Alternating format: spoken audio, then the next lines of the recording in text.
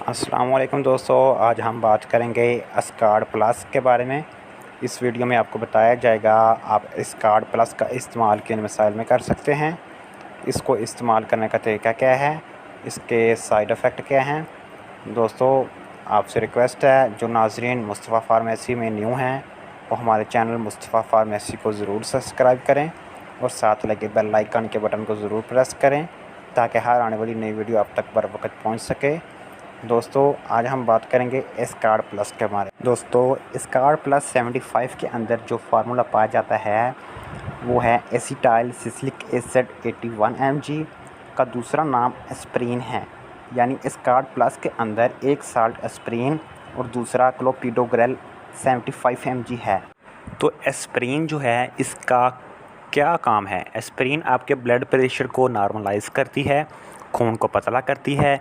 जिन लोगों का खून गाढ़ा यानी थिक हो जाता है इनके खून को पतला करती है और वेन्स के अंदर खून का बहाव नॉर्मल करती है। इससे आपको बीपी का मसला नहीं होता। इसके अलावा आप दिल की कई बीमारियों से महफूज रहते हैं। अगर आपका खून गाढ़ा हो जाए तो इससे हाइपरटेंशन हो सकती है, आपको दिल की बीमारियां हो सकती हैं जैसा कि हार्ट अटैक हो सकता है, अंजाइनिया हो सकता है और स्ट्रोक, ये सब हार्ट की बीमारियां हो सकती हैं। आपका खून गाढ़ा हो जाने की वजह से आपकी वेन्स के अंदर खून का बहाव नॉर्मल नहीं रहता, जिसकी वजह से आपकी वेन्स में ब्लड क्लॉटिंग हो सकती है। ब्लड क्लॉटिंग होने की वजह से आपके खून का बहाव मुश्किल हो जाता है, जिसकी वजह से आपको हाइपरटेंशन हो सकती है और दिल के मसाइल पैदा हो सकते हैं। एस्प्रीन फार्मूला डिस्प्रीन टेबलेट में मौजूद होता है जो सर दर्द वगैरह के लिए इस्तेमाल की जाती है। एस्कार्ड प्लस में वही एस्प्रीन है, लेकिन ये एंटेरी कोटेड टैबलेट हैं। एंटेरी कोटेड टैबलेट वो हैं जो आपके स्टमक में अब्जॉर्ब नहीं होती बल्कि इंटेस्टाइन में जाके अब्जॉर्ब होती हैं। इनको एंटेरी कोटेड टैबलेट कहते हैं। एस्प्रीन का बेसिक काम खून को पतला करना और मुख्तलिफ बीमारियों से बचाना है जैसा कि दिल की बीमारियां और ब्लड प्रेशर वगैरह।